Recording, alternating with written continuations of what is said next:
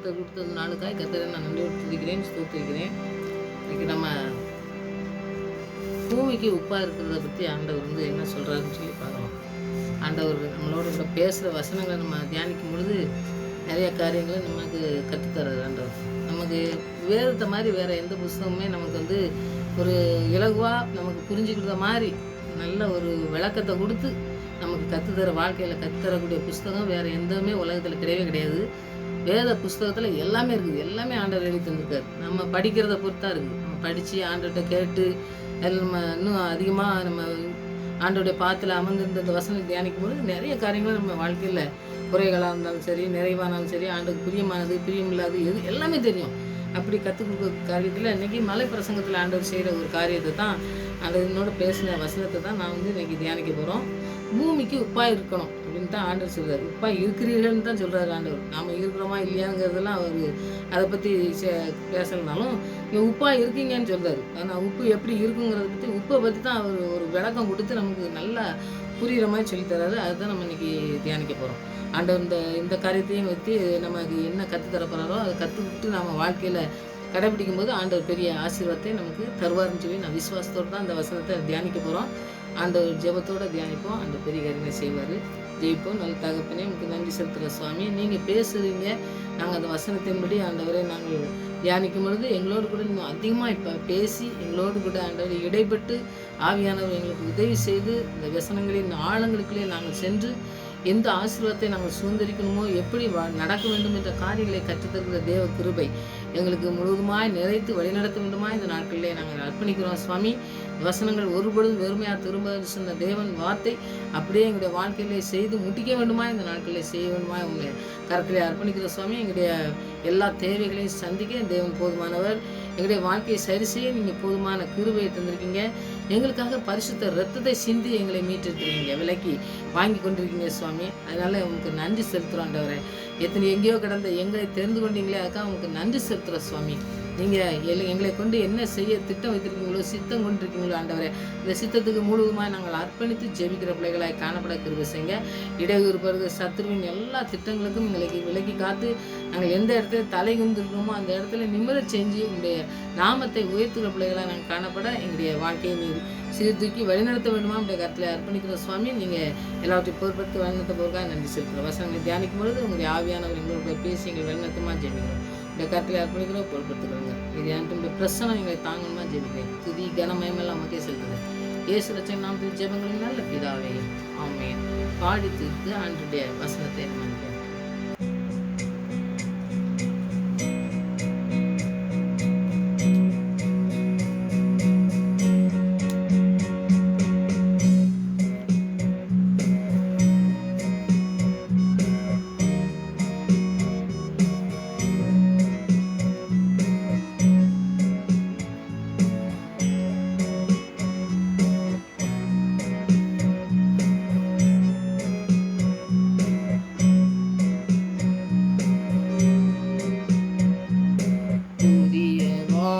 தரும் புனித ஆவியே, பரிசுத்த தெய்வமே,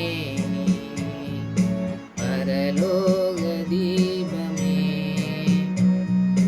புதிய வாழ்வு தரும் புனித ஆவியே, பரிசுத்த தெய்வமே, பரலோக தீபமே.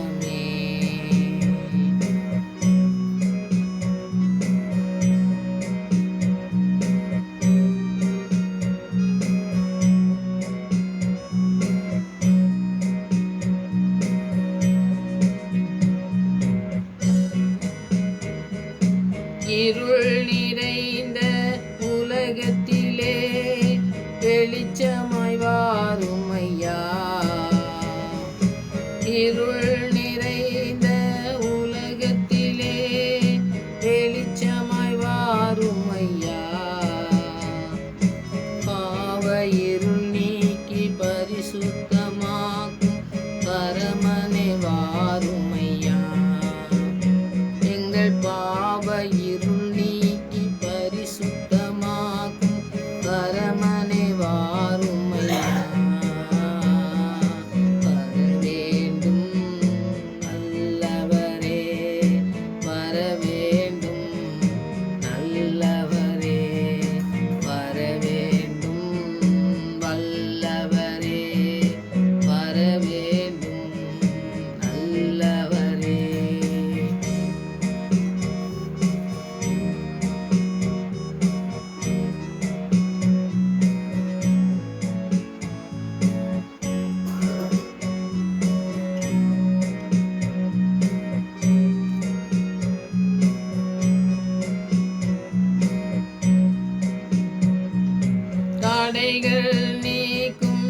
தயாபரரே உடையாய் வாருமையா.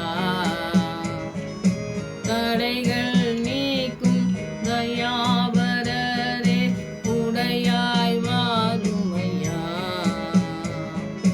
ஒடுங்கி போன எங்கள் ஆவியை விரட்டி உற்சாகம் தாருமையா.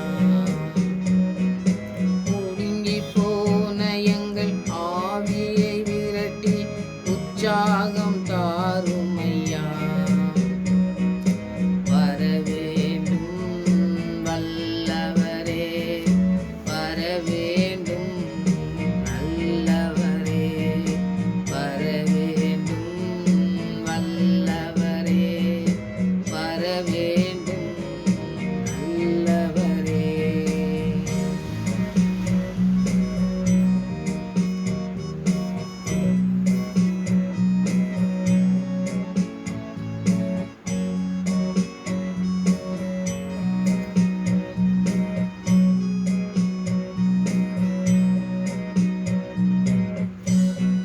அபிஷேகம் எங்கள் மேலே நிரம்பி வழியனுமே. எண்ணெய் அபிஷேகம் எங்கள் மேலே நிரம்பி வழியனுமே. மண்ணான உடலை வெறுத்து வெறுத்து பண்பாடி மகிழனுமே. இந்த மண்ணான உடலை வெறுத்து வெறுத்து என்று பண்பாடி மகிழனுமே. வரவேண்டும் வல்லவரே, வரவேண்டும் நல்லவரே, வரவேண்டும் வல்லவரே, வரவேண்டும் நல்லவரே.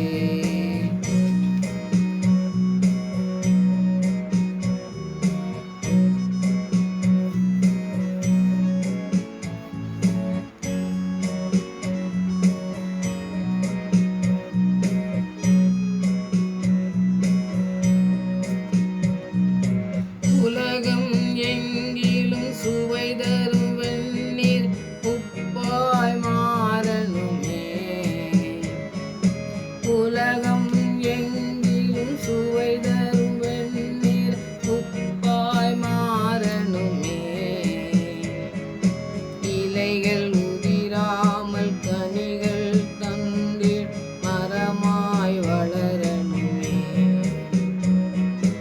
இலைகள் உதிராமல் கனிகள் தந்தில் மரமாய் வளரனுமே. வரவேண்டும் வல்லவரே, வரவேண்டும் நல்லவரே, வரவேண்டும் வல்லவரே, வரவேண்டும் நல்லவரே. புதிய வாழ்வு தரும் புனித ஆவியே, பரிசுத்த தெய்வமே,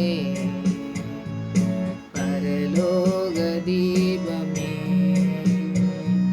புதிய வாழ்வு தரும் புனித ஆவியே, பரிசுத்த தெய்வமே,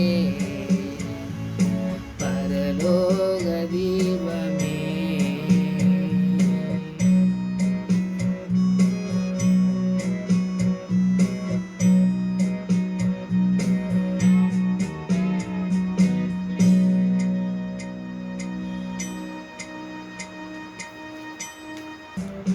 இன்னைக்கு ஆண்டவர் சொன்ன வசனம் மத்தேயு 5வது அதிகாரத்தில் 13வது வசனம்.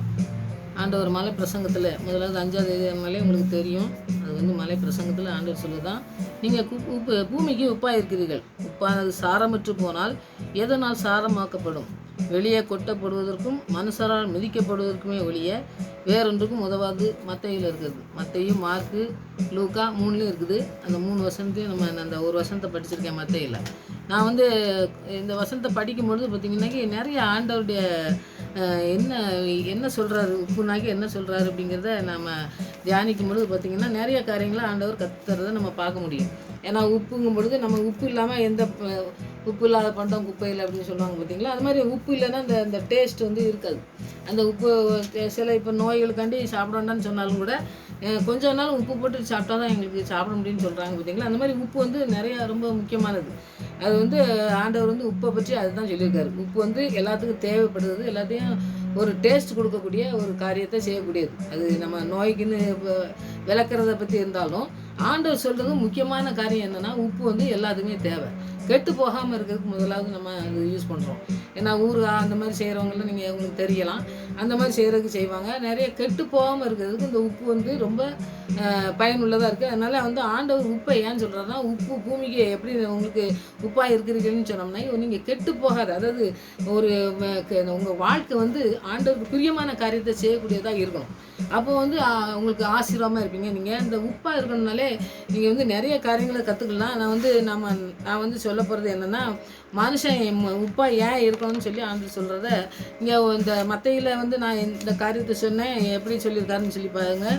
உப்பாக இருக்கிறீர்கள் அப்படின்னு சொல்லி மத்தையில் வந்து ஒரு சிம்பிளாக சொன்ன மாதிரி தான் நமக்கு வந்து தெரியுது. நீங்கள் பூமிக்கு உப்பாக இருக்கிறீர்கள், உப்பானது சாரமற்று போனால் எதனாலே சாரமாக்கப்படும், வெளியே கொட்டுவதற்கும் மனுஷால மிதிக்கப்படுவதற்குன்னு சொல்லி நம்ம மத்தையில் நம்ம படிக்கும். மார்க்கில் அதாவது ஒவ்வொருத்தரும் ஒவ்வொரு மாதிரி கொஞ்சம் மாற்றங்களாக எழுதியிருப்பாங்க. எல்லாத்தையுமே நம்ம படிக்கும்பொழுது பார்த்திங்கன்னாக்கி அந்த காரியத்தை நம்ம கற்றுக்கலாம். மார்க்கில் 9வது அதிகாரத்தில் 50வது வசனத்தை நீங்கள் படித்து பார்த்தீங்கன்னாக்கி மார்க்கில் அதில் ஒரு வசனம் இருக்குது பாருங்கள். உப்பு நல்லது தான், நல்லதுன்னு நம்ம சொன்ன பார்த்திங்கன்னா நமக்கு நல்லது தான்.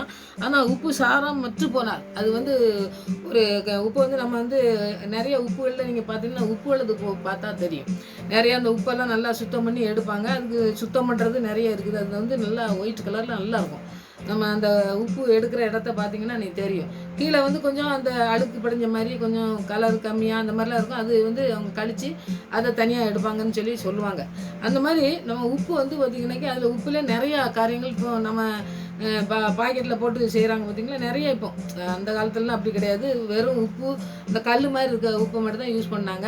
இப்போ வந்து அதில் பொடி பண்ணி அதில் எல்லாமும் சேர்த்து நிறைய சத்துக்கள் வருது அப்படின்லாம் சொல்கிறாங்க பார்த்திங்களா. அந்த மாதிரி உப்பை வந்து என்னெல்லாமோ பண்ணுறாங்க. அதனால உப்பு வந்து பாருங்கள், இந்த மார்க்கு நிறைய காரியங்கள் நம்ம கற்றுக்கலாம். நல்லது தான். உப்பு சாரமற்று போனால் அதற்கு எதனால் சாரம் உண்டாக்குவீர்கள்.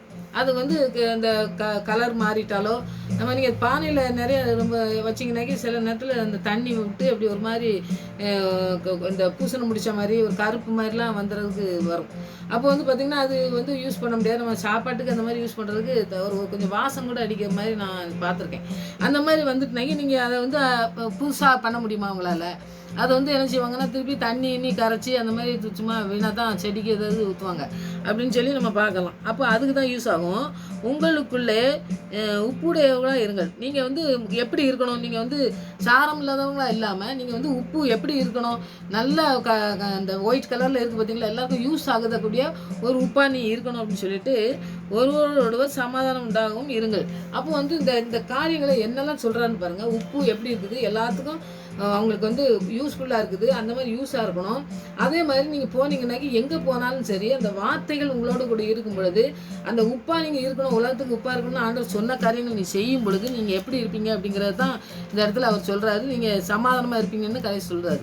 ஏன்னா உப்பு வந்து நீங்கள் உப்பு மாதிரி இருக்கணும்னா உலகத்துக்கு போய் நீங்கள் மனுஷனோட பேசும் பொழுது மற்ற காரியங்கள் செய்யும் பொழுது எப்படி இருக்கணும் அப்படிங்கிறத வந்து ஒரு மார்க்கில் எழுதியிருக்காரு. நம்ம பார்க்கலாம். இப்போ லூக்காவில் 14வது அதிகாரத்தில் 34வது வசனத்தை நீங்கள் படித்து பார்த்தீங்கன்னாக்கி அதுலேயும் இதே மாதிரி உப்பு நல்லது தான், உப்பு சாரமற்று போனால் எதனால் சாரமாக்கப்படும், அது நிலத்துக்காகிலும் எருவாகிலும் உதவாது. எருவுக்காகிலும் உதவாது. இப்போ இந்த தென்னை மரத்துக்கெல்லாம் நிறையா நீங்கள் உப்பு போடுறதை நீங்கள் பார்த்துருப்பீங்க. உப்பு போடுவாங்க. அது உப்பு நல்லா ஒயிட் கலரில் நல்லா கல் உப்பு அந்த மாதிரி தான் நிறையா போடுறத நான் பார்த்துருக்கேன். அந்த மாதிரி போடும்பொழுது அதுக்கு வந்து நல்லா இளநீ தேங்காய் அதெல்லாம் வந்து நல்லா டேஸ்ட்டாக இருக்கும் அப்படின்னு சொல்லுவாங்க. அது வந்து நல்லா தோண்டிட்டு அந்த உப்பு கல் உப்பு தான் வைப்பாங்க. கல் உப்புங்கிறது ரொம்ப முக்கியமானதுங்க. அந்த மாதிரி நிறைய வாங்கிட்டு வந்து அந்த மாதிரி நிறைய வைக்கிறத நான் பார்த்துருக்கேன். அந்த மாதிரி வைக்கிறத இது வந்து நான் இப்படி கெட்டு போயிடுச்சுனாக்கி, அதாவது இந்த கருப்பு கலரில் அந்த மாதிரி நான் சொன்னேன் பாருங்கள், அந்த மாதிரி நிறையா அந்த மாதிரி அவங்க அந்த இதில் உப்பு இடத்துல எடுக்கும்போது தான் நிறையா கழிவுகள்லாம் வரும் பார்த்திங்கன்னா. அந்த மாதிரி இருக்கிறதெல்லாம் அது வேஸ்ட் தான். அந்த எடுக்க நல்ல உப்பாக எடுக்கிறது தான் அவங்க வந்து நிறையா அதை தனியாக எடுத்து வச்சு அதை தான் விற்பனைக்கு அதுக்கெல்லாம் லாரியில் ஏற்றி. நான் சின்ன பிள்ளையா இருக்கும்போது பார்த்துருக்கேன். தூத்துக்குடியில் நிறைய அந்த மாதிரி செய்வாங்க. செய்கிறத நான் கொஞ்சம் பக்கத்தில் பக்கத்துலலாம் போய் ஒரு சின்ன வயசில் பார்த்துருக்கேன். அதனால நான் சொல்கிறேன், நீங்களும் பார்த்துருக்கலாம். நிறையா நீங்கள் இப்போல்லாம் நிறையா டூர்ஸ் அந்த மாதிரிலாம் போய் பார்க்காங்க, நிறைய இந்த கம்ப்யூட்டர்லேயே பார்க்காங்க. அந்த மாதிரி நிறைய தெரியறதுக்கு வாய்ப்புகள் இருக்குது. நான் சின்ன பிள்ளையா இருக்கும்போது போய் பார்த்தது, நேர்லேயே பார்த்ததா பார்த்தீங்கன்னாக்கி அந்த மாதிரி உப்பை பார்த்தா அவ்வளோ ரொம்ப நமக்கு ஒரு ஆச்சரியமாக இருக்கும். அப்போது நான் சின்ன பிள்ளையில் என்ன பண்ணோம்னாக்கி அங்கே போயிருக்கும்போது எனக்கு ஒரு ஆசை என்னன்னாக்கி, இந்த உப்பு வந்து அவங்க தண்ணி வாய்க்கால் மாதிரி ஒன்று இது பண்ணி விட்டுருப்பாங்க. இப்போ அந்த பாத்தி மாதிரி வச்சு தண்ணி பாய்ச்சி விட்டுருப்பாங்க. அதை பார்த்த உடனே எனக்கு என்னை கூட்டு போனது எங்கள் மாமா. கூட்டு போகும்போது இந்த மாதிரி எல்லாம் பாரு, நம்ம எல்லாம் சின்ன பிள்ளைங்க பார்க்கணுன்னு இருக்காங்க, கொஞ்சம் பார்த்துட்டு போட்டோம் அப்படின்னு சொல்லி அவங்ககிட்ட சொல்லி எங்களெல்லாம் கொண்டு போய் விட்டாங்க. நாங்கள் சின்ன பிள்ளையில நாங்கள் போய் பார்த்ததெல்லாம் எனக்கு ஞாபகம் இருக்குது. அப்போ பார்க்கும்போது பார்த்திங்கனாக்கி அந்த உப்பெல்லாம் எடுத்து பார்த்தேன் பாருங்க, நல்லா விளைவிலேன்னு நம்ம வாங்கும் பார்த்திங்கன்னா அந்த மாதிரி இருக்குது. அப்போ பார்த்திங்கன்னா அதுக்கு மேலே அந்த இதெல்லாம் ஒரு இது மாதிரி இப்போ வலிக்கிற மாதிரி ஒன்று இரும்பில் வச்சு அதை வலிச்சு அப்படியே குமிச்சு வச்சுருக்காங்க. ஒரு கோபுரம் மாதிரி இருக்குது. ஆனால் கீழே பார்த்திங்கனாக்கி அழுக்கழுக்காக இருக்குது கீழே. அப்போ கீழே வந்து மண் மாதிரி அந்த மாதிரி கொஞ்சம் அழுக்கழுக்காக இருந்துச்சு. அப்போ அது என்னெல்லாம் எனக்கு தெரியல, கேட்க தெரியல. ஆனால் இப்போ யோசனை பண்ணதே பார்த்திங்கன்னா அது வந்து கழிவானது. அப்போது நான் வந்து பாத்தியாக தானே கட்டியிருக்காங்க, தண்ணி பாய்ச்சி வச்சுருக்காங்க, அதெல்லாம் உப்பாயிருது. அப்போ நம்ம வந்து கடலுக்கு தானே வந்திருக்கோம். அதுலேருந்து நம்ம இந்த டீ காப்பி அதெல்லாம் வந்து அந்த சின்ன பிள்ளைலாம் இருந்துச்சு, அந்த முறுக்கு அந்த மாதிரி இருக்கிறதெல்லாம் வந்து அவங்க கொண்டு வரதில் வாங்கிட்டு காப்பி குடிக்கணுன்னாக்கி வீட்டில் காப்பி போட்டு கொண்டு போயிடுவோம்னு சொல்லிட்டு வீட்டிலேருந்து காப்பி ஒரு தூக்கில் அந்த மாதிரி போட்டு கொண்டு போய் அங்கே வச்சு குடிச்சிட்டு அந்த மாதிரி சாப்பிட்டு சின்ன பிள்ளைலாம் ஜாலியாக வந்த ஞாபகம் எனக்கு இப்போ ஞாபகம் வருது. இந்த உப்பை பற்றி ஆண்டர் சொன்னோன்னே அப்படி போயிட்டு இருக்கும்போது பார்த்திங்கன்னாக்கி எனக்கு ஒரு ஆசை என்னென்னா, எனக்கு பாருங்கள் இந்த இதெல்லாம் உப்பு இவ்வளோ காணம் இருக்குதா, நம்ம வந்து காசு கொடுத்துல வாங்கினோம், 1 ரூபா 2 ரூபான்ட்டு வாங்கினோம். அதுக்கு ஒரு பக்கம் 1 ரூபா 8 அண்ணான்னு சொல்லிட்டு விற்பான் அந்த நாட்கள்லாம். அப்போ இவ்வளோ காசு கொடுத்து நம்ம எதுக்கு வாங்கணும்? இந்த தண்ணியை கொண்டு போய் அப்படியே வச்சுக்கிட்டோம்னாக்கி நம்ம இந்த பாத்திரம் பூரா உப்பாயிரும்ல. அப்போ அவ்வளோ உப்புனா எத்தனை மாதத்துக்கு நம்ம வச்சுக்கலாம் அப்படின்னு சொல்லி எனக்கு ஒரு சின்ன பிள்ளைல ஆசை. ஆனால் எங்கள் மாமா என்ன சொன்னான்னா, அப்படிலாம் வராதுமா, அந்த மாதிரி உப்பு வராது, அவங்க வேறு மாதிரி அந்த மாதிரி என்னமோ செய்வாங்க, வாய்க்கால் மாதிரி பண்ணி அதுக்கு என்னெல்லாம் இப்போ இது பண்ணுவாங்க, அதெல்லாம் நமக்கு தெரியாது அப்படின்னு சொல்லி எங்கள் மாமா சொல்லும்போது நான் அதெல்லாம் நம்பலை. அதெல்லாம் கிடையாது, நான் அந்த பாத்திரம் நேரம் தண்ணி கொண்டு போய் வீட்டில் வச்சு அவ்வளோ உப்பாக நான் கொண்டு போகிறேன் எங்கள் ஊருக்கு போகும்போது அப்படின்னு சொல்லி நான் சொல்லிட்டு இருந்தேன்.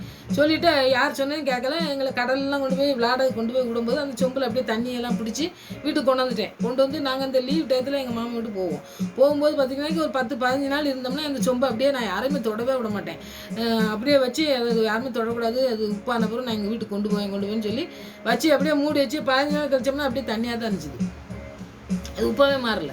அப்போ நான் சொன்னேன், என்ன மாமா அங்கெல்லாம் அவ்வளோதானே உப்பாக இருந்துச்சு, இங்கே என்ன தண்ணி கொண்டு வச்சோம்னா அதே தண்ணி தான், ஏன் உப்பாக மாறல அப்படின்னு சொன்னோம்னா, அது மாறான்னு சொன்னோம்னா கேட்க மாட்டேன்ட்டுலாம், அது அவங்க வேறு ஏதோ செய்வாங்க அப்படின்னு சொல்லி அதை அப்படியே சொன்னோன்னா எனக்கு ஒன்றும் புரியாமல் அப்படியே நான் தண்ணி தூர ஊற்றிட்டு வந்துட்டேன். ஆனால் உப்பு என்ன எதுனால சாரமாக்கப்படும் அப்படின்னு சொல்லி சொல்கிறது ஒன்று, அது வந்து நிலத்தில் கொட்டப்படும் அந்த மாதிரி தான். அது வந்து எதுக்குமே யூஸ் ஆகாது அப்படின்னு சொன்னோம்னாலும் அந்த நிலத்தில் எப்படி இருந்தது, எப்படி அந்த உப்பு வந்தது, அந்த அழுக்கு எப்படி வந்துச்சுது, அந்த அழுக்கு உப்பு அந்த வேண்டாத உப்பு எப்படி வந்துச்சுது அப்படிங்கிறத சின்ன பிள்ளையில நமக்கு தெரியலனாலும் இப்போ நம்ம இதெல்லாம் பார்க்கும்போது இதில் இந்த உப்பு எடுக்கிறதுலே இவ்வளோ காரியங்கள் செய்ய வேண்டியிருக்கு. நம்ம அந்த விதைச்சோம்னாக்கி எப்படிலாம் செய்தோமோ அதே மாதிரி அதில் அந்த பாத்திலாம் வைக்கிறதுலே நிறைய காரியங்களை அவங்க என்னமோ செய்கிறதுனால தான் அந்த உப்பு வருதுன்ட்டு அந்த சின்ன பிள்ளைல அப்படியே யோசனை பண்ணிட்டு அதெல்லாம் விட்டுட்டேன். அதை இப்போ வந்து ஆண்டவர் உப்புன்னு சொல்கிறாருன்னு பாருங்கள், என்னது உப்பை சாரமாக்க ஒன்றால் முடியவே முடியாது. ஏன்னா உப்பு அது வீணான உப்பை வந்து நீ அதுக்கு பிறகு ஒயிட்டாக நீ மாற்ற முடியாது.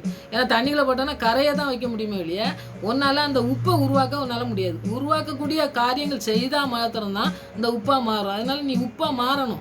ஆண்டவர் வசனத்தின் மூலமாக நீ வந்து அந்த உப்பாக நீ மாறணும் அப்படிங்கிறது தான் ஆண்டவருடைய சொல்கிற காரியம். அதில் அவர் சொல்லும் பொழுது பார்த்திங்கன்னா, நிலத்துக்காகிலும் உரத்துக்கே போட மாட்டாங்களாம்மா, போடாமல் அதை வெளியே கொட்டி போடுவார்கள். கேட்கறதுக்கு காது உள்ளவன் கேட்க, இது நீ கேட்டனாக்கி நீ வந்து பாருங்க, லூக்காவில் ரொம்ப அருமையாக எழுதியிருப்பார். எப்பவுமே நீங்கள் லூக்காவை படிச்சிங்கனாக்கி அவர் தான் வந்து இந்த சிலுவை காட்சிகளெல்லாம் நிறையா அப்படியே கரெக்டாக எழுதியிருக்கிறத நம்ம பார்க்க பார்த்தீங்களா. அந்த மாதிரி நம்ம செய்திகள்லாம் கேட்கோம்ல, நம்ம சர்ச்சுக்கு போனோம்னாக்கி இந்த ஈஸ்டர் டயத்தெல்லாம் அந்த லூக்காவை தான் நிறைய எடுத்துக்கிடுவாங்க. அப்போ வந்து அவர் வந்து மருத்துவராக இருக்கிறதுனால அந்த மருத்துவ இதை பற்றி நிறையா அந்த ஆராய்ச்சி மாதிரி அவங்களுக்குலாம் நிறைய காரியங்கள் தெரியும் பார்த்தீங்களா. அந்த மாதிரி சொல்கிறதுனால இது நிறைய காரியங்கள் நமக்கு ஆராய்ச்சி புறமாக நிறைய சொல்கிறத நம்ம பார்க்கோம். அதனால் நம்ம நல்லா புரிஞ்சுக்கிறதுக்கு தான் ஆண்டவர் வந்து அதெல்லாம் எழுதி தந்திருக்காரு. இப்போ நமக்கு வந்து உப்பு அப்படிங்கிறது வந்து எவ்வளவு அந்த உப்பு வந்து நீங்கள் வந்து சாரம் படுத்தவே முடியாது. அந்த உப்பு அது ஒன்றுக்கு இல்லாமல் போயிடுச்சுனாக்கி அது இந்த ஒயிட்டாக இருக்கிறது கூட கழிவு உப்பு ஆன பிறகு அந்த கழிவான உப்பை வந்து உப்பாக மாற்ற முடியாது. அதே மாதிரி ஆண்டோடைய வசனம் வந்து நம்மளுடைய வாழ்க்கையில் நிறைய காரியங்களை இந்த உப்பாக மாற்றதுக்கு தான் நம்மளை மாற்றப்படும். அந்த கழிவு உப்பு மாதிரி இல்லை, அது கழிச்சு போடணும். எல்லாமே நம்முடைய வாழ்க்கையில் ஆண்டோருக்கு பிரியமில்லாத காரியங்கள்லாம் கழிக்கிறதுக்கு தான் இந்த காரியங்களை சொல்கிறாருன்னு நம்ம பார்ப்போம். இந்த லேவியராகமம் 2:13 நீங்கள் பார்த்தீங்கன்னாக்கி லேவியராகமம் 2வது அதிகாரத்தில் 13வது வசனத்தை நீங்கள் படித்து பார்த்தீங்கன்னாக்கி உங்களுக்கு தெரியும். லேவியராகமம் நிறைய பேர் படிக்க மாட்டாங்க, ஏன்னா அதில் வந்து நிறையா புரியாத மாதிரியா இருக்கும், அதனால் படிக்கூடாதுன்னு சொல்லுவாங்க. அப்படிலாம் இல்லைங்க. நீங்கள் வந்து ஆண்டவரோடு கூட நீங்கள் படிக்கும் பொழுது அந்த நிறைய காரியங்கள் பலியை பற்றிலாம் போட்டிருக்காரு. அது நிறைய நமக்கு பயனுள்ளதாக இருக்கும். நமக்கு படிக்கும்போது நமக்கு நிறைய காரியங்கள் சொல்லும். லேவியராகமம் 2வது அதிகாரத்தில் 13வது வசனத்தை மாத்திரம் நான் படிக்கேன். 13வது வசனம், நீ படைக்கிற எந்த போஜன பலியும் உப்பினால் சாரமாக்கப்படுவதாக. உன்னோடு உடன்படிக்கையின் உப்பை உன் போஜன பலியில் குறைய விடாமல் நீ படைப்பது என்னோடு இருக்கும் உப்பையும் படைப்பாயாக அப்படிங்குவார் ஆண்டவர்னா. எல்லாத்துக்கும் வந்து இந்த உப்பை படைக்கணும்னு சொல்லிட்டாரு பலிக்கு. அப்போ பலினாலே உங்களுக்கு தெரியும், நிறைய இந்த ஆடு இதெல்லாம் பலி செலுத்துறதை பற்றி தான் ஆண்டவர் வந்து சொல்கிறத நம்ம பார்ப்போம். அப்போ அந்த பலி செலுத்துறதுன்னா என்னது? அந்த உப்பை வந்து எதுக்கு வைக்காரு?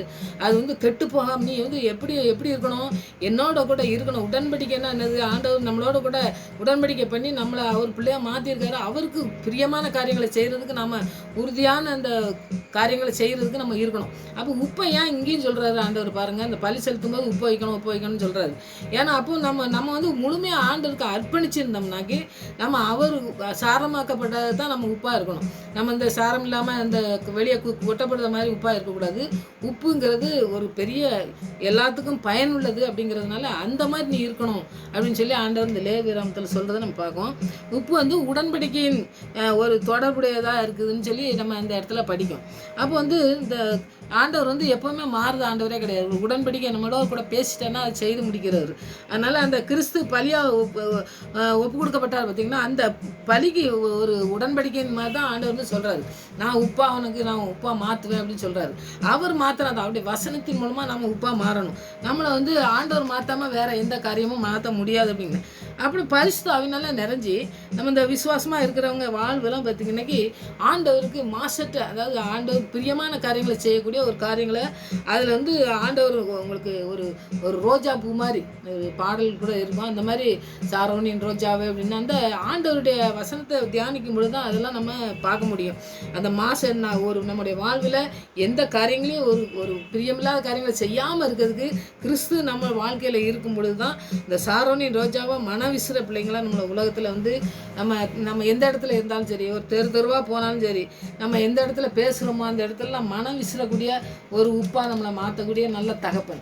அதை ரோஜாவுக்கு ரோஜாவுக்கு நம்மளோட கூட ஒப்பிட்டு பேசுறாரு ஆண்டவர். நம்மளை மனம் விசிற பிள்ளைங்களாம் மாறணும். உப்பு வந்து எப்படி ஒவ்வொரு காரியத்துக்கும் பயனுள்ளதாக இருக்குதோ அதுபோல் ஒரு பூவை பாருங்க எவ்வளோ வாசத்தை கொடுக்குது நம்மளுக்கு. அதுதான் ஆண்டவர் சொல்கிறது சாரோனின் ரோஜா.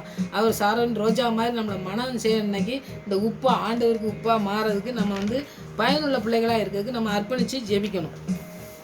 இப்போ நான் இதுக்கு உதாரணத்தை பார்த்தீங்கன்னாக்கி நீங்கள் அப்போஸ்தலர் நீங்கள் பார்க்கலாம்.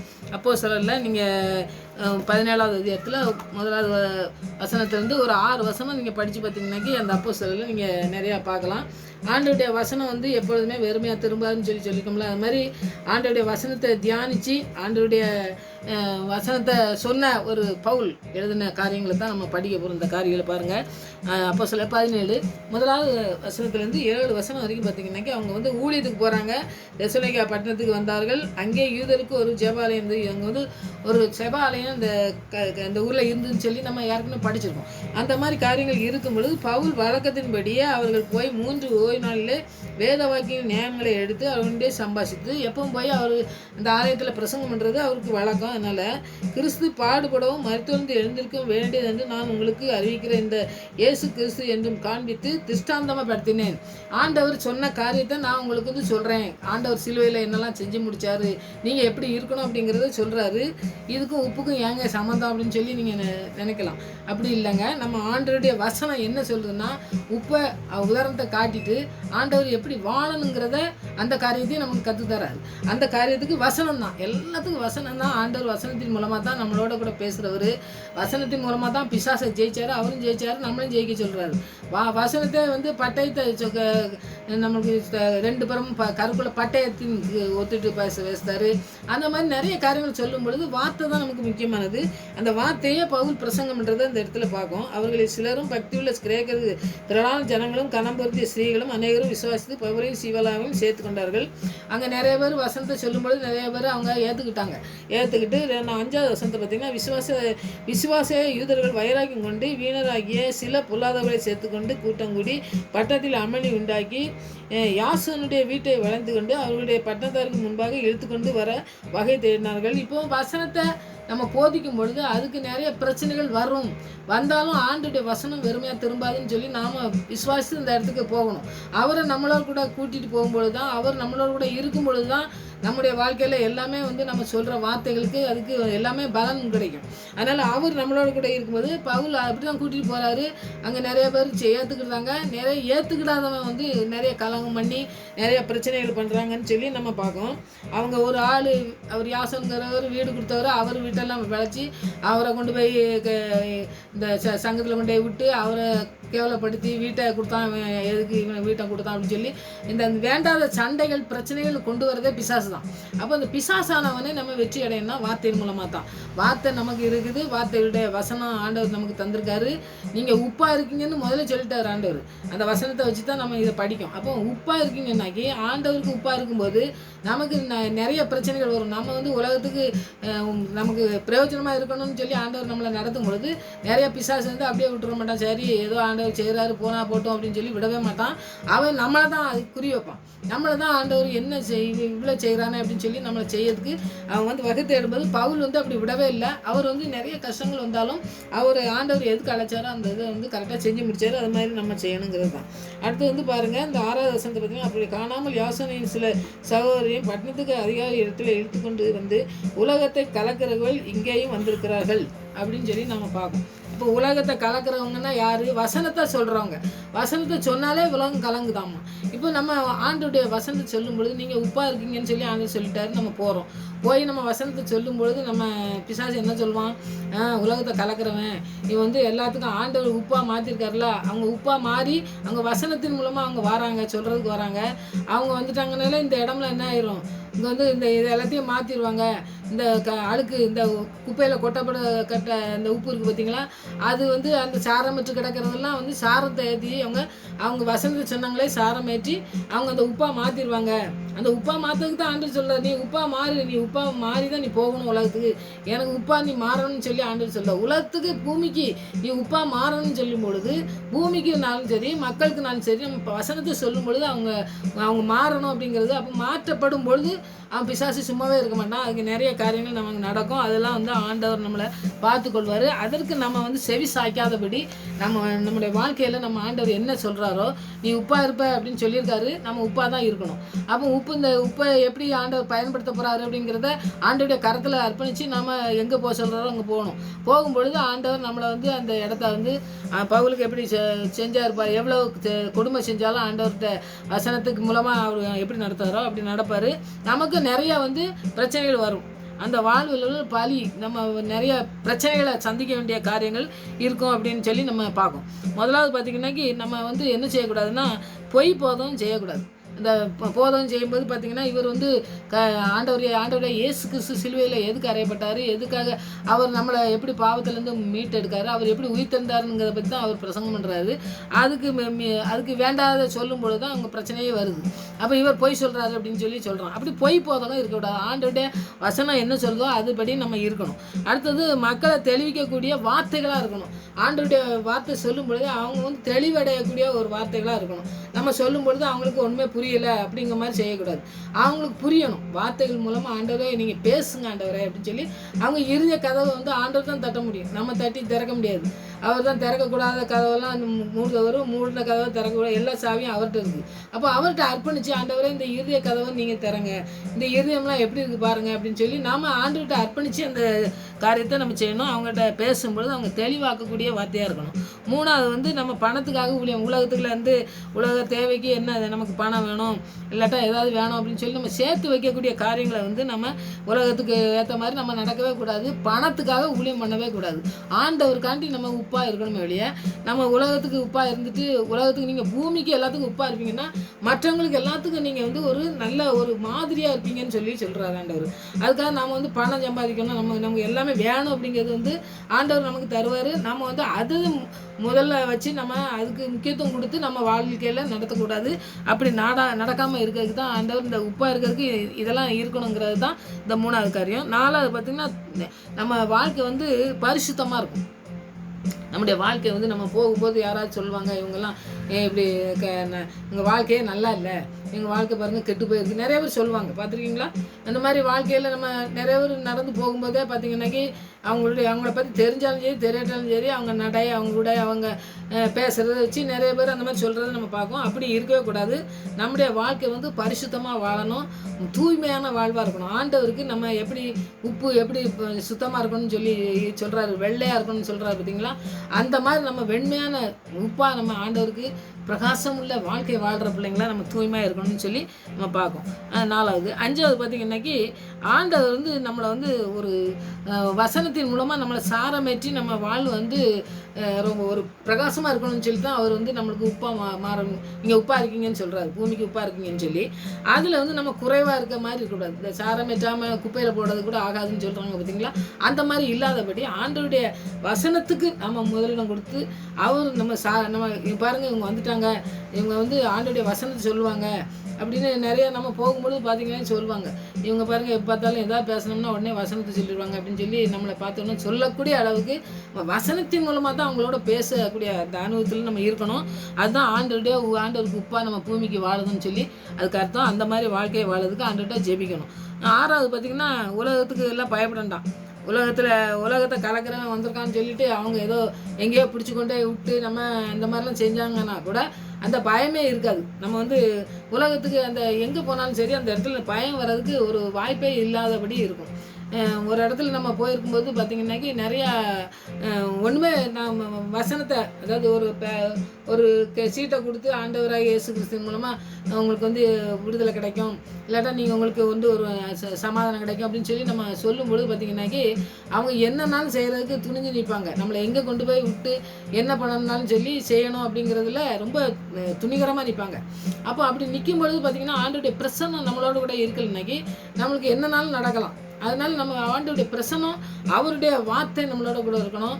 ஆண்டவரே நீங்கள் என்ன உப்பாக மாற்றுன்னு சொல்லியிருக்கீங்க, நாங்கள் உப்பாக இருக்கோம்னு நீங்கள் சொல்லியிருக்கீங்க, அதனால் நாங்கள் வந்து உலகத்துக்கு போகும்பொழுது நாங்கள் இந்த உலகத்தை கலக்கிறவன் வந்திருக்கான்னு சொல்லி பவுலையும் அவங்களையும் சொன்ன மாதிரி அப்படி சொன்னாலும் கூட அவங்க ஊழியம் தான் செய்கிறாங்க. ஆண்டவரை பற்றி வார்த்தையை சொல்கிறாங்க. அந்த வார்த்தையை சொல்கிறதுக்கு தான் ஆண்டவர் பிரசனத்தை நமக்கு தந்திருக்காரு. நமக்கு ஆவியானவர் தந்திருக்காரு, நமக்கு கிருபையை தந்திருக்காரு, நமக்கு ரட்சிப்பை தந்திருக்காரு. அதுக்காக இந்த ரட்சிப்பை பெற்றுக்கொண்டு இந்த பிரசனத்தை நம்ம உணர்ந்து கொண்டு மற்றவங்களுக்கு சொல்லும் பொழுது ஆண்டவருக்கு பிரயோஜனமாக நம்ம வாழ்றதுக்கு உலகத்துக்கு உப்பாக மாறதுக்கு தான் நம்ம வந்து நம்மளை அழைச்சிருக்காரு. அந்த அழைப்பில் நம்ம உறுதியாக நின்று ஜெபிக்கிறதுக்கு ஆண்டவருடைய பிரசன்னம் நமக்கு வேணும். ஆண்டவருடைய ஆவியானவர் நமக்கு உதவி வேணும். அவருடைய கிருபை இரக்கம் அவருடைய தயவு எல்லாமே நமக்கு இருந்தால் மாத்திரம் அந்த காரியத்தை நம்ம செய்து முடிக்க முடியும். அதனால் உலகத்துக்கு உப்பாக வாழணுன்னாக்கி நம்ம ஆண்டவருடைய பிரசன்னம் நம்மளோட கூட இருந்து நம்மளை நடத்தும் பொழுது நம்ம அநேக பிள்ளைகளுக்கு ஆசிரமாக இருக்க நம்மளை உதவி செய்த தகப்பன் நம்மளோட கூட இருக்காரு. நம்மளை அதுக்கு தான் அழைச்சிருக்காரு. நம்ம நிறைய இந்த உப்பை பற்றி நிறைய படிக்க போகிறோம். படிக்கும் பொழுதே பார்த்திங்கன்னா நிறைய காரியங்களை ஆண்டவர் கற்று தந்து நம்முடைய வாழ்க்கையை ஒரு பெரிய வெண்மையினான நிறைந்த நிறமான ஒரு உப்பாக நம்மளை மாற்றக்கூடிய தகப்பன் நம்மளை மாற்றுவார்னு சொல்லி விசுவாசத்தோடு அந்த உப்பை பற்றி படிக்கும் பொழுது நிறைய காரியங்கள் இருக்குது. பார்த்துங்க நம்முடைய வாழ்க்கையில் பார்த்திங்கன்னாக்கி உப்பு வந்து என்ன செய்யுது அப்படிங்கிறத நம்ம தெரிஞ்சுக்கிட்டு நம்ம வந்து ஆண்டவருடைய வசனத்தையும் தியானிச்சோன்னு வைங்க நிறைய காரியங்களை நம்ம படிச்சுக்கலாம். நம்முடைய வாழ்க்கையில் நிறைய குறைகள் இருக்கும். பார்த்திங்கன்னா அந்த குறைகள்லாம் நிறைவாக்கி ஆண்டவருக்கு பிரசன்னமாக நம்ம வாழறதுக்கு நமக்கு அர்ப்பணித்து ஜெபிக்கிற பிள்ளைங்களாக இருக்கணும். இன்றைக்கி நிறைய பிள்ளைங்கள் வந்து ஆண்டவருக்கும் அவங்களுக்கும் சம்மந்தமே இல்லாமல் வசனத்தை தியானிக்காமல் இருக்கிற பிள்ளைங்க நிறைய பேர் இருக்காங்களா. வந்து பிள்ளைகளுக்காண்டி ஜெபிக்கணும். ஆண்டவருடைய வார்த்தை தான் அவங்கள வந்து உப்பாக மாற்றும். நம்ம மாற்ற முடியாது. அதனால் உப்பை எப்படி சாரமிட்டு கிடக்கதை மாற்ற முடியாதோ அதுபோல் நாம் வந்து உப்பை வந்து சாரமற்ற முடியாது. ஆனால் அந்த சாரம் இல்லாமல் இருக்கிற உப்பை கூட ஆண்டவர் வந்து சாரமுள்ள உப்பாக மாற்றுறதுக்கு வல்லமுள்ள தேவன். அதனால் உப்பை மாற்ற முடியாது, ஆண்டவர் வந்து நம்மளை மாற்ற முடியும். நம்முடைய வாழ்க்கையில் என்ன குறைகள்லாம் இருக்குதோ, நம்ம என்னதெல்லாம் நம்ம வந்து ஆண்டவருக்கு பிரியமில்லாத காரியங்களை செஞ்சுட்டு இருக்கோமோ அந்த காரியங்கள்லேருந்து நம்மளை தூக்கி எடுக்கக்கூடிய நல்ல தகப்பன். அதனால தான் பூமிக்கு உப்பாக இருப்பீங்கன்னு சொல்கிறாரு. எனக்கு உப்பாக இருப்பீங்கன்னு சொல்லலை, பூமிக்கு உப்பாக இருப்பீங்கன்னு சொன்னார்னா உலகத்துக்கு நம்ம எப்படி இருக்கணும் அப்படிங்கிறது தான் ஆண்டவர் வந்து சொல்கிறாரு. ஆண்டவர் அந்த காரியங்களை செய்து முடிக்கக்கூடிய காரியங்களை செய்வார். நாம் வந்து பூமிக்கு உப்பாக இருக்கணும். ஏன்னா ஆண்டவருக்கு அவருடைய பிரசனம் இருந்ததுன்னா மாத்திரம்தான் அந்த பிரசனத்தில் நாம் வந்து உணர்ந்து அந்த காரியங்களை செய்யணும். அதில் வந்து நாம் வந்து மனுஷனால் மிதிக்கப்பட்டதுக்கு இல்லை, ஆண்டவருடைய பிரசனத்தினால் நிறைக்கப்பட்டு சாரமேற்றப்பட்ட உப்பாக இருந்து அநேகருக்கு சாட்சியுள்ள பிள்ளைகளாக நம்மளை மாற்றுறதுக்கு உப்பாக மாற்றணும். அப்படிப்பட்ட காரியங்களை செய்வதற்கு இன்றைக்கி நம்ம அர்ப்பணிப்போம். அற்புதமாக நடத்துவார். பிள்ளைகளை அர்ப்பணிக்கணும். பக்கத்தில் ஏதாவது பிள்ளைங்க பார்த்தோம்னா அவங்க பிள்ளைங்களுக்காண்டி ஜெபிக்கணும். ஜெபிக்கும் பொழுது ஆண்டவர் பெரிய காரியங்களை நம்ம வாழ்க்கையிலேருந்து செய்வார்னு சொல்லி நான் விசுவாசிக்கேன். இது வசனத்தின் மூலமாக ஆண்டவர் நம்ம ஜெபிக்கும் பொழுது நம்மளோட கூட பேசுகிற வசனங்களை நம்ம மற்றவங்களுக்கு சொல்லும் பொழுது அவங்க வாழ்க்கையிலையும் ஒரு ஆசீர்வாதம், நம்முடைய வாழ்க்கையிலையும் ஆசீர்வாதத்தை ஆண்டவர் தந்து வழிநடத்த வல்லமுள்ள தேவனாக இருக்கார். அதனால் இன்றைக்கி நீங்கள் இந்த வசனங்களை தியானிங்க, நீங்கள் ஜெபிங்க, ஒப்பு கொடுங்க. ஆண்டவரே, நீங்கள் எங்களுக்கு பூமிக்கு உப்பாக இருப்பீங்கன்னு சொல்லியிருக்கீங்க. அந்த உப்பை எங்களுக்கு சாரமேற்ற இந்த கழிஞ்சு போன உப்பாக இல்லாதபடி நாங்கள் அந்த நல்ல உப்பாக இருக்கணும். ஆண்டவரே, நல்ல தெளிவான உப்பாக இருக்கணும். எல்லாத்துக்கும் பயனுள்ள உப்பாக மாறணும். உமக்கு அது எல்லாத்துக்கும் விட உமக்கு பிரியமான உப்பாக நாங்கள் மாறணும். ஆண்டவரே, எங்களை மண்ணினால் உருவாக்கின தேவன் எங்களை உப்பாக மாற்றி எங்களை நடத்த வேணுமா இந்த கருத்தில் அர்ப்பணிக்கிறோன்னு சொல்லி ஜெபிங்க. ஆண்டவர் பெரிய காரியங்கள் இந்த நாட்களில் செய்வார்னு சொல்லி நான் விசுவாசிக்கேன். விசுவாசத்தோடு ஜெபிங்க. கர்த்தருடைய வசனம் ஒரு பொழுதும் வெறுமையாக திரும்பாது. அவர் என்ன திட்டம் நம்முடைய வாழ்க்கையில் வச்சுருக்காரோ அதை நிறைவேற்றி முடிப்பார். எந்த பிசாசும் நம்மளை வந்து என்னமும் செஞ்சு நம்மளை வந்து ஒரு காலமும் நம்மளை வந்து அந்த அவர் வச்சுருக்க திட்டத்துலேருந்து நம்மளை வந்து மிதித்து நம்மளை வந்து தடுத்து நிறுத்த முடியவே முடியாது. நம்முடைய வாழ்க்கையில் ஆண்டு செய்த திட்டம் வந்து கண்டிப்பாக நடந்து நம்ம ஆசீர்வாதத்தை சுதந்திரித்துக் கொள்வோம். அதனால் நீங்கள் எந்த காரியங்களாக இருந்தாலும் சரி, எந்த வேதனையோடு இருந்தாலும் சரி, எந்த பாடுகளோட துக்கங்களோட நோய்களோடு இருந்தாலும் சரி, ஆண்டுடைய பிரசனத்தில் நீங்கள் அர்ப்பணித்து எங்களை உப்பாக மாற்றுங்க ஆண்டவரேன்னு சொல்லி அர்ப்பணிங்க. ஆண்டு பெரிய காரியங்களை செய்வார். ஆமென். ஜெபிப்போம். ஹல்லேலூயா, ஹல்லேலூயா, ஹல்லேலூயா, ஹல்லேலூயா, ஆமென். உங்க பிரசன்னம்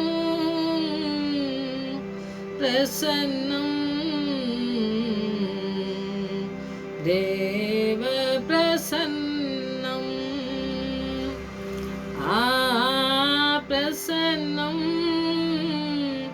பிரசன்னம் தேவ பிரசன்னம். ராஜாவும் பிரசன்னம் போதுமையா, எப்போதும் எனக்கு போதுமையா. ராஜாவும் பிரசன்னம் போதுமையா, எப்போதும் எனக்கு போதுமையா. உங்க பிரசன்னம் பிரசன்னம் தேவ பிரசன்னம். ராஜா உங்க பிரசன்னம் பிரசன்னம் தேவ பிரசன்னம். ஆம் தகப்பனே, உங்க பிரசன்னம் போதும் ஆண்டவரே. நீ சாரோன் என்று வச்சாவா எங்களோடு கூட இருக்கிறபடியா நன்றி சுவாமி. எங்களை உப்பாய் மாற்றுகிறவரே நன்றி ஆண்டவரே. நாங்கள் கழிந்து போய் கிடந்த எங்களுக்கு சாரமேற்றி ஆண்டவரே, எங்களை பரிசுத்த ஆண்டவரே இரத்தத்தினால் கழுவி எங்களை உப்பாய் மாற்றினீங்களே உலகத்துக்கு பூமிக்கு. ஆண்டவரே, நாங்கள் உப்பாய் இருக்க எங்களை தெரிந்து கொண்டவரே உமக்கு நன்றி சுவாமி. உமக்கு நாங்கள் கெட்டு போகாதபடி ஆண்டவரே எங்களை உப்பாய் மாற்றினீங்களே உமக்கு நன்றி சுவாமி. ஹல்லேலூயா. உங்கள் பிரசன்னம் மாத்திரம் எங்களுக்கு போதும் சுவாமி. எங்களுடைய எல்லாமான காரியங்களிலும் ஜெயத்தை பெற உம்முடைய வசனம் எங்களுக்கு போதுமானதாக இருக்கிறபடியா நன்றி ஆண்டவரே. உம்முடைய பாதத்தில் அமர்ந்திருந்து உம்முடைய வசனத்தை தியானிக்கும் பொழுது நீர் எங்களோடு கூட பேசி எங்களை நடத்துகிறவராக இருக்கீங்க. நன்றி. எந்த இடத்துல நாங்கள் தலை குனிந்து இருக்கிறோமோ அந்த இடத்துல நிமிர்ந்து நிற்க செய்கிறவரே, உம்முடைய பிரசன்னத்தினால் எங்களை மூடுகிறவரே, எமக்கு நன்றி சுவாமி. உம்முடைய பிரசன்னம் எங்களை தொட வேண்டுமா செபிக்கிற ஆண்டவரே. தகப்பனே, கேட்கிற பிள்ளைகளுக்கும் அப்படியே எந்த காரியங்களே நாங்கள் ஆண்டவரை விழுந்து கிடக்கிறோமோ அந்த இடத்துல எல்லாம் எங்களுக்கு ஜெயம் கொடுக்கிற தேவனுக்கு ஸ்தோத்திரம் என்று சொல்லி நாங்கள் ஜெயத்தை பெற்றுக்கொள்கிற பிள்ளைகளா, சுகத்தை பெற்றுக்கொள்கிற பிள்ளைகளாய், கிருபையை பெற்றுக்கொள்கிற பிள்ளை, ராட்சிப்பை பெற்றுக்கொள்கிற பிள்ளைகளா, அபிஷேகத்தினால் நிறைக்கப்பட்ட ஒரு சூழ்நிலையிலே நாங்கள் காணப்பட தேவ கிருபை இந்த நாட்களே வழி நடத்த வேண்டுமா செபிக்கிற ஆண்டவரே. உம்முடைய கல்வாரி ரத்தம் எங்களை மூடி மறைத்து பாதுகாக்கிற தயவுக்காக நன்றி ஆண்டவரே. எங்களை ஜீவனோடு வைத்திருக்கிற நோக்கத்தை நிறைவேற்ற ஆண்டவரே நாங்கள் போராட வேண்டியதில்லை ஆண்டவரே. உம்முடைய வசனத்துக்கு நாங்கள் ஆண்டவரை நடுங்கிற பிள்ளைகளாய் இருக்கவும், ஆண்டவரே உம்முடைய பாதத்திலே அமர்ந்திருக்கிற பிள்ளைகளாய் காணப்படவும், உம்முடைய வசனத்தை தியானிக்கும் பொழுதே நீங்கள் எங்களோடு கூட பேசி எங்களை நடத்துகிற தேவனாக இருக்கிறீர் என்பதை நாங்கள் உறுதியாய் பற்றி பிடித்து கொண்டு வசனத்திலே நிலை நிற்க தேவ ஆவியானவர் எங்களுக்கு உதவி செய்ய வேண்டுமா செப்பிக்கிற ஆண்டவரே. உடைய வசனத்தை எங்களுக்கு அனுப்பி உங்களுக்கு சுகம் தருகிறவர், வசனத்தினால் எங்களை போதிச்சு நடக்கிறவரே நன்றி ஆண்டவரே. உடைய வல்லமுள்ள பிரசன்னம் எங்களை நடத்தி செல்ல வேண்டுமா செப்பிக்கிறேன். உம்முடைய ஆவியானவர் எங்களை நிறைக்க வேண்டுமா செப்பிக்கிற ஆண்டவரே. ஒவ்வொரு கேட்கிற பிள்ளைகளுக்கும் ஆண்டவரே உலகத்துக்கு ஆண்டவரே பிரயோஜனமான பிள்ளைகளாக எங்களை மாற்ற வேண்டுமா செப்பிக்கிற ஆண்டவரே. எந்த குறைவா இருந்தாலும் குறைகளை நிறைவாக்கி தர என் தேவனுடைய வார்த்தை வல்லமுள்ளது என்று, அது இருபுறமும் கருக்குள்ள பட்டயம், அது சரி செய்யும் என்று நாங்கள் அர்ப்பணிக்கும் பொழுது ஆண்டவரே அற்புதமாக எங்களை நடத்தி செல்ல வேண்டுமா செபிக்கிற ஆண்டவரே. உம்முடைய வசனம் எங்களை புடமெடுத்து ஆண்டவரே உமக்கு பிரியமான காரியங்களை செய்ய எங்களை நடத்தி செல்ல வேண்டுமா செபிக்கிற ஆண்டவரே. உம்முடைய வல்லமுள்ள பிரசனம் எங்களை தாங்கி வழிநடத்துகிற இந்த நாள் வரை நடத்தினவர் இன்னமும் நடத்த போவதற்காக நன்றி ஆண்டவரே. ஒவ்வொரு ஸ்டெப்பிலும் எங்களோடு கூட இருந்து எங்களுக்கு எத்தனை நன்மைகளை செய்திருக்கீங்க சுவாமி அக்கா, நன்றி செலுத்துற ஆண்டவரே. இன்னமும் நடத்த போவதற்காக நன்றி ஆண்டவரே. அநேக பிள்ளைகளுக்கு உப்பாய் மாற்றுங்க ஆண்டவரே. எங்களுடைய பிள்ளைகளை மாற்றுங்க. நாங்கள் சொல்லுகிற ஆண்டவரே, நாங்கள் செல்லுகிற இடத்திலே மாற்றுங்க பிள்ளைகளை ஆண்டவரே. அநேக பிள்ளைகள் எழும்பி பிரகாசிக்கதை பார்த்து உண்மை துதிக்க தேவ கிருபை எங்களுக்கு போதுமானதா இருக்க வேண்டுமா ஜெபிக்கிற ஆண்டவரே. எல்லாம் ஜெபிக்கிறாங்களோ ஆண்டவரே, எதற்காக ஜெபிக்கிறாங்க அந்த ஜெபத்துக்கு பதில் கொடுக்கிற நாளா இந்த நாட்கள் மாறட்டும் ஆண்டவரே. எந்த சுகவீனமாக இருந்தாலும் எந்த வேதனையாக இருந்தாலும் எல்லாவற்றையும் மாற்ற என் தேவனா எல்லாவற்றையும் செய்து முடிப்பேன்னு சொல்லி எல்லாவற்றையும் செய்து முடித்தவராய் எல்லாவற்றையும் செய்து முடிப்பேன் என்று சொல்லி மாத்திரம் அப்படி அல்ல ஆண்டவரே. எல்லாவற்றையும் சிலுவையில் செய்து முடித்து ஒன்றும் இல்லை ஆண்டவரே. இனிமேல் செய்யக்கூடியது எதுவுமே இல்லை ஆண்டவரே. எல்லாவற்றையும் எங்களுக்காக செய்து முடித்தவர் எங்களோடு கூட இருக்கிறபடியா, ஒரு பிரதான ஆசாரியர் எங்களோடு கூட இருக்கிறபடியா, அதை எல்லாவற்றையும் எங்களுக்கு செய்து முடிக்கிறவர் நீங்கள் கூட இருந்து எங்களை நடத்த போவதற்காக நன்றியோடு துதிக்கிற ஸ்தோத்திரிக்கிற ஆண்டவரே. ஆவி ஆத்துமா சரீரம் முழுவதையும் ஆளுகை செய்து எங்களை நடத்தி செல்ல வேண்டுமா ஜெபிக்கிறேன். எங்களுக்கு எதிராய் வருகிற சத்ருவின் திட்டங்களை ஆண்டவரே நாங்கள் ஜெயிக்கத்தக்கதா எங்களுக்கு கிருபை தாங்க ஆண்டவரே. உம்முடைய பிரசனத்தை எங்களுக்கு தாங்க ஆண்டவரே. உம்முடைய வல்லமுள்ள வார்த்தைகள்னால் எங்களை போஷித்து நடத்துங்க ஆண்டவரே. நாங்கள் உமக்கு சாட்சிகளாக நிற்கணும் ஆண்டவரே. நீங்கள் பூமிக்கு உப்பாய் மாறும் என்று சொன்ன அந்த வார்த்தை நாட்கள் எங்களுடைய வாழ்க்கையிலே ஆண்டவரே நிறைவேறுகிற நாட்களாய் மாற வேண்டுமா ஜெபிக்கிறேன் ஆண்டவரே. உடைய பிரசனங்களை தாங்கி வழிநடத்த வேண்டுமா ஜெபிக்கிறேன் ஆண்டவரே. ஹல்லேலூயா. உம்முடைய வல்லமுள்ள வார்த்தைகள் எங்கள் நாட்களிலே ஆண்டவரே ஒவ்வொரு இதயத்திலும் ஆண்டவரே ஊடுருவி பாய்ந்து ஆண்டவரே அது செய்ய வேண்டியது செய்து ஆண்டவரே பிள்ளைகளை நிறுத்த வேண்டுமா சாட்சி உள்ள பிள்ளைகளாக நிறுத்துங்க. உங்களுடைய நாமம் மகிமைப்படட்ட ஆண்டவரே. உங்களுடைய நாமத்தை மாத்திரம் மகிமைப்படுத்துகிற பிள்ளைகளாக நாங்கள் காணப்பட கிருபை செய்யுங்க. இந்த உலகத்துக்கு ஏற்ற வேஷம் அல்ல ஆண்டவரே, உண்மையை ஆண்டவரை மகிமைப்படுத்துகிற காரியங்களை செய்கிற பிள்ளைகளாய் அநேக பிள்ளைகளை எழுப்பி தேவனுடைய நாமத்தை மகிமைப்படுத்துகிற பிள்ளைகளாக நாங்கள் வாழ இருக்கிற இடத்திலும் போகிற இடத்திலும் ஆண்டவரை நாங்கள் பேசுகிற இடத்திலும் ஆண்டவரே உங்கள் பிரசனம் நிறைக்க வேண்டுமா ஜெபிக்கிறேன் ஆண்டவரே. அப்படி நீ செய்து வழிநடத்த போறக்கா நன்றி சுவாமி. நீங்க பேசின வசனங்களை நாங்கள் தியானிக்கிறோம் ஆண்டவரே. இந்த வசனங்களை தியானிக்கிறோம் எங்களுடைய வாழ்க்கையில ஒரு புதிய மாற்றத்தை நீ தருகிறவராய் இருக்கிறபடியா நன்றி.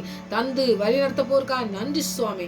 ஒரு புதிய காரியங்களை செய்கிற ஆண்டவர், ஒரு புதிய காரியங்களை துவக்கிற ஆண்டவர் ஆண்டவரே எல்லாவற்றையும் செய்து முடித்து வழிநடத்த போறக்கா நன்றியோடு துதிக்கிறேன் ஸ்தோத்திரிக்கிறேன் ஆண்டவரே. இந்த வசனத்தின் மூலமா எங்களோடு கூட பேசின தயவுக்கா நன்றி சுவாமி. இந்த வசனங்கள் ஒரு பொழுது வெறுமையா திரும்பாதபடி உடைய ஈரத்திலே நீங்க கிரியை செய்ய வேண்டுமா ஜெபிக்கிறோம். ஒரு ரட்சிப்பின் அனுபவத்தை கண்டுகொள்ளத்தக்கதாய் கிருபை பாராட்டணுமா ஜெபிக்கிறேன் ஆண்டவரே. அப்படியே நீ செய்து வழிநடத்த போருக்கா நன்றி. எங்களுடைய ஜெபத்துக்கெல்லாம் பதில் கொடுத்து கொண்டிருக்கிறபடியா நன்றி. இன்னும் நடத்த போருக்காக நன்றியோடு துதிக்கிற ஸ்தோத்திரிக்கிறேன். நன்மை செய்த நன்மைகளுக்காய் நன்றியோடு துதிக்கிற ஸ்தோத்திரிக்கிறேன் ஆண்டவரே. இந்த ஜெபத்துக்கு நீ பதில் கொடுத்தீர், இந்த ஜெபத்தை கேட்டுக்கொண்டீர் என்ற எல்லாவற்றையும் எல்லா காரியங்களையும் எங்களுக்கு செய்து முடித்தீர் என்ற அந்த விசுவாசத்தில் எங்கள் பலப்பட கிருபை செய்யுங்க. மறுபடியும் அவனுடைய சமூகத்தில் வருமுறை எங்களை காத்து வழிநடத்தமாக ஜெபிக்கிறேன். துதி கன மகிமை எல்லாம் உமக்கே செலுத்துகிறேன். இயேசு ரட்சகர் நாமத்தில் ஜெபங்களுக்கு நல்ல பிதாவே, ஆமென்.